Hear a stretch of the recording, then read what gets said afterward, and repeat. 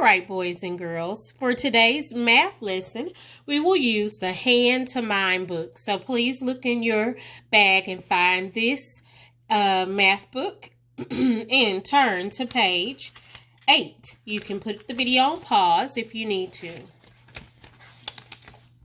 All right, on page 8, we will be working with two-digit addition and subtraction using place value. So as you see here, we have what we call place value models or base 10 blocks. Your base 10 blocks are ones, a tens rod, which is worth 10. If you count each individual little block on there, you will count 10, so this is worth 10. And what we have here is our hundreds flat or our hundreds block. If you count each individual block on here, you will count 100. You'll need to pull these out of your bag also to help with this lesson. So if you have to press pause, go ahead and do that now. All right, looking at this page, we're going to use this page and also the place value chart on the other page. So we'll be going back and forth. Number 1 is already done for you, so let's go to number 2. On number 2, they want us to use base 10 blocks and our place value chart to add 51 plus 64. 51 is the first number. Think about how to make 51. Grab what you need to make 51. Now, I want you to place those blocks on the next page where your place value chart is. You have hundreds, tens, and ones. To make 51, we're going to start with 10, counting by 10. 10, 20, 30, 40, and 50. All right?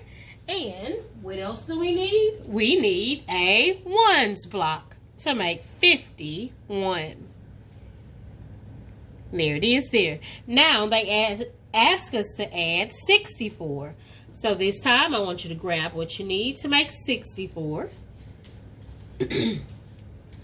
And beginning with our tens, we'll count out 10, 20, 30, 40, 50, 60. And we're not done because it says 64. So that's 60. We also need to add 1. 61, 62, 63, and 64. All right. Now, if you'll stop here and just look at what you have and think about it. They ask us to add. Add means to put things together. So I could count all of this together.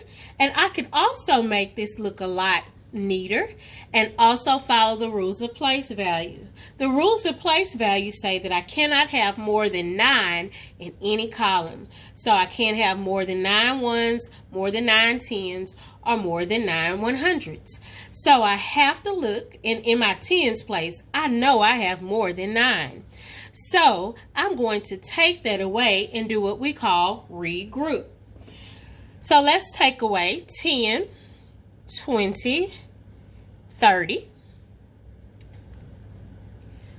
40, 50, 60, 70, 80, 90, 100. I took away 100. 10 groups of 10. I wonder what I could put in its place. Think about it. I want you to grab the same block. It's one block that's equal to this 10 rods. They have the same value. If you grabbed a 100s block, you are correct. 10 tens equals 100. In fact, if I stack them on top of each other, take my 10 tens,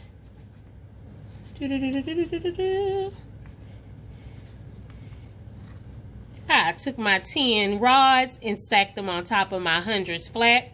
They are indeed equal value. So I'm going to take these 10 rods out of the picture, and in its place, I put 100. That's called trading. We just made an even, equal trade. Now my picture looks much better and much easier to count. Let's count it, starting with 100, 110, 111, 112, 113, 114, 115. All right, so now let's go back to the previous page, and now we have to draw it. Okay, I've already started. If you look at my page 51, I used lines for my tens instead of drawing that whole block. This is called a quick draw. We draw a long line to represent 10. So 10, 20, 30, 40, 50. And I put in one block, and we can use a circle that will represent a unit or a 1. So 51. Here's my 64. 10, 20, 30, 40, 50, 60, 61, 62, 63, 64. If you need to pause the video to copy that down, go ahead. When I drew my final picture, I wrote what I have on my chart.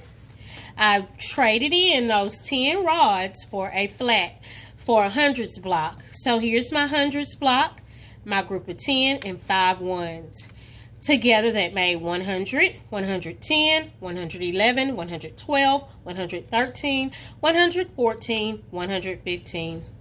So that is my total.